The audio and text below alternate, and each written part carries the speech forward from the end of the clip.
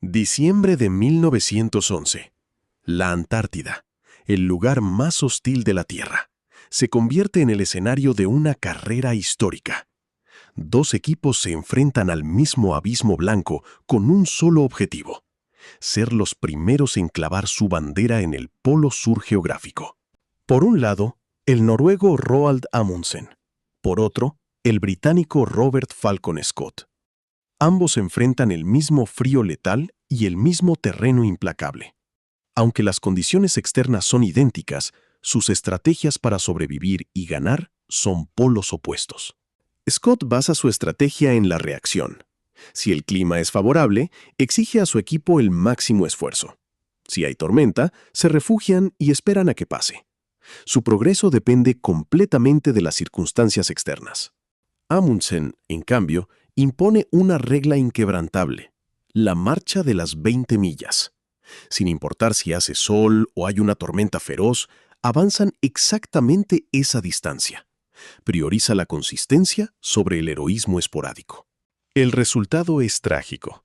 Amundsen llega según lo planeado con su equipo intacto. Scott y su grupo, agotados y sin ritmo, mueren a solo 11 millas de su suministro. Es una lección sobre cómo el control interno vence a la incertidumbre. Es común atribuir el fracaso de Scott a la mala suerte, pero esa es una visión superficial y peligrosa. La diferencia no estuvo en el equipo, ni en el clima, sino en la toma de decisiones.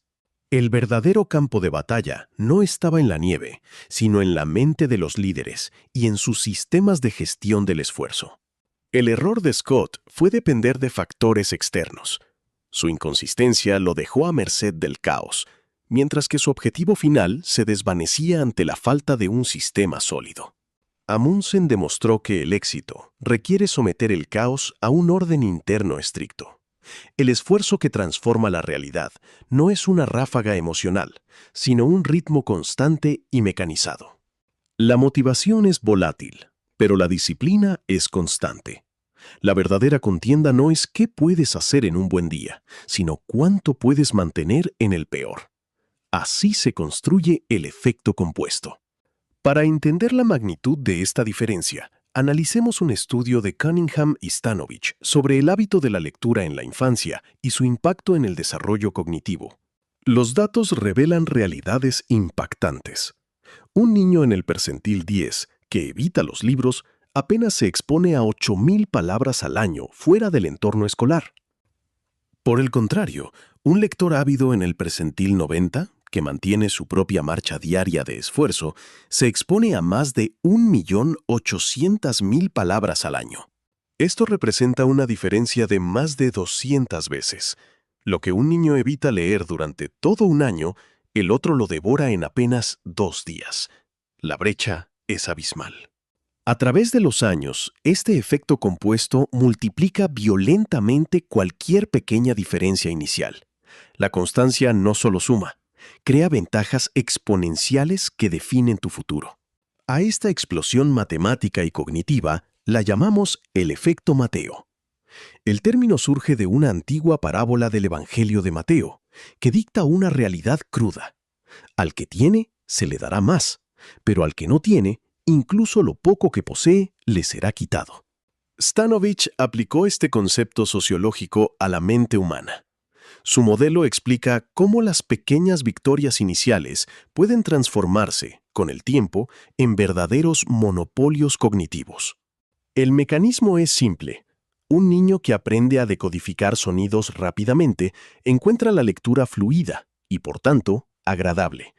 Al disfrutarla, lee más, expande su vocabulario exponencialmente y crea un ciclo de retroalimentación, donde cada paso refuerza al anterior. Por el contrario, quien tropieza al principio desarrolla aversión a la lectura.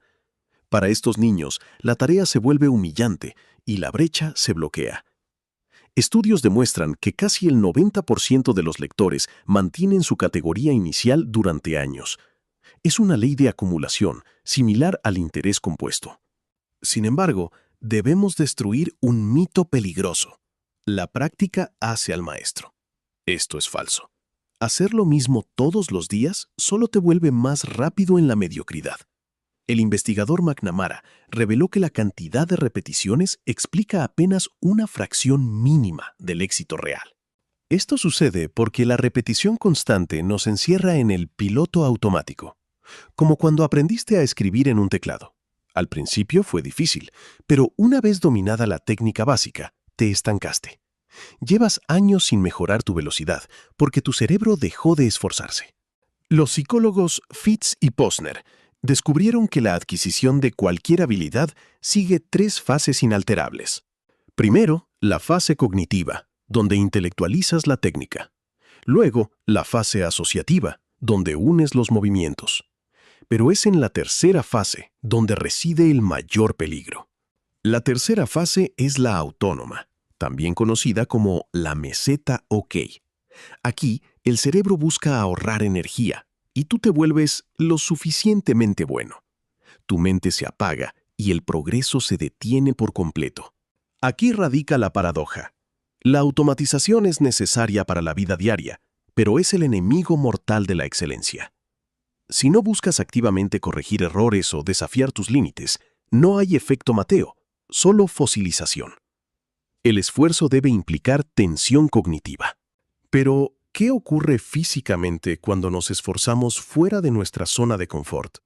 En 2005, la neurocientífica Sarah Benson estudió a músicos y descubrió que la práctica intensiva cambia la estructura de la materia blanca en el cerebro. Sus hallazgos confirmaron que las horas de práctica están directamente relacionadas con la integridad de los cables de comunicación de tu cerebro. Otros estudios han demostrado que incluso 9 horas de entrenamiento en una nueva habilidad pueden generar mejoras medibles en la estructura cerebral. Ese tiempo de fricción mental es el catalizador de un cambio físico real. El resultado de este esfuerzo es la mielina, una capa de grasa aislante que envuelve tus fibras nerviosas, permitiendo que los impulsos eléctricos viajen más rápido y con mayor precisión. Es, literalmente, mejorar tu hardware interno. El talento no es un regalo divino, es mielina. Al romper la meseta OK y abrazar la frustración del aprendizaje, estás alterando la arquitectura de tu cerebro. El esfuerzo sostenido no es solo una idea, es una transformación física duradera. Sabemos que debemos esforzarnos y buscar la fricción para segregar mielina, pero la intensidad ciega no funciona. Tienes que ser un ingeniero de tu propio aprendizaje. Ya en 1899, los psicólogos Bryan y Harter publicaron un estudio clásico sobre cómo los operadores de telégrafo aprendían su complejo oficio. Descubrieron un patrón fascinante. Los aprendices mejoraban rápidamente, se estancaban en una frustrante meseta durante semanas y de repente su habilidad volvía a dispararse. Reestructuraban su técnica desde un nivel superior de abstracción. Y aquí entra en juego el arma más letal, la teoría de la repetición espaciada. Décadas de estudios demuestran una verdad matemática brutal. Practicar 10 horas hoy de forma masiva es infinitamente inferior a practicar 1 hora diaria durante 10 días. La distribución estratégica de tu esfuerzo es fundamental para el aprendizaje. El investigador Cepeda demostró que el intervalo óptimo de tiempo que debes dejar pasar entre sesiones de esfuerzo depende directamente de cuánto tiempo quieres retener esa habilidad en tu memoria. Específicamente, el espacio debe ser entre el 10 y el 20% del tiempo que esperas retener la información. Si quieres recordar algo en 70 días, debes dejar pasar unos 21 días de espacio entre tus sesiones de repaso. Ahora, miremos hacia nosotros mismos. Un experimento con estudiantes de medicina analizó el uso de Anki, un software basado en la repetición espaciada. Tú eres el objeto central de este experimento constante en tu vida diaria. Los estudiantes que sometieron su cerebro a esta fricción sistemática obtuvieron entre un 6 y un 10% más de puntuación en sus exámenes, comparados con los que usaron métodos tradicionales de fuerza bruta. En el mundo real, un 10% de ventaja, capitalizado mediante el efecto Mateo año tras año, es la diferencia crítica entre dominar tu industria o volverte irrelevante. Cada vez que pospones una tarea difícil por fatiga, no solo pierdes una hora de productividad, estás frenando la producción de mielina en tu cerebro y negándole a tu mente el ciclo de retroalimentación positiva del efecto Mateo. La mediocridad también se rige por el efecto Mateo.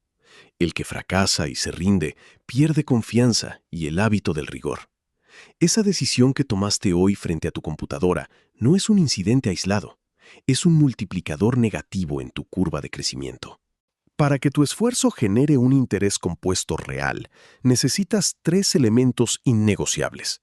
Primero, la marcha de las 20 millas. Necesitas una consistencia implacable, basada en restricciones autoimpuestas que no dependan de tu estado de ánimo. Segundo, la práctica deliberada, evitando el piloto automático. Tercero, la optimización del espaciado. No acumules horas vacías. Distribuye tu esfuerzo para generar el mayor retorno neurológico posible. Al unir estos factores, enciendes el motor del efecto Mateo. El esfuerzo será agónico al principio, pero en la oscuridad de tu cráneo, tus cables se están aislando. La eficiencia está aumentando exponencialmente. Lo que otros tardan años en aprender, tú lo lograrás en semanas. Esta es una ley fractal que gobierna desde tu salud hasta tu capital financiero.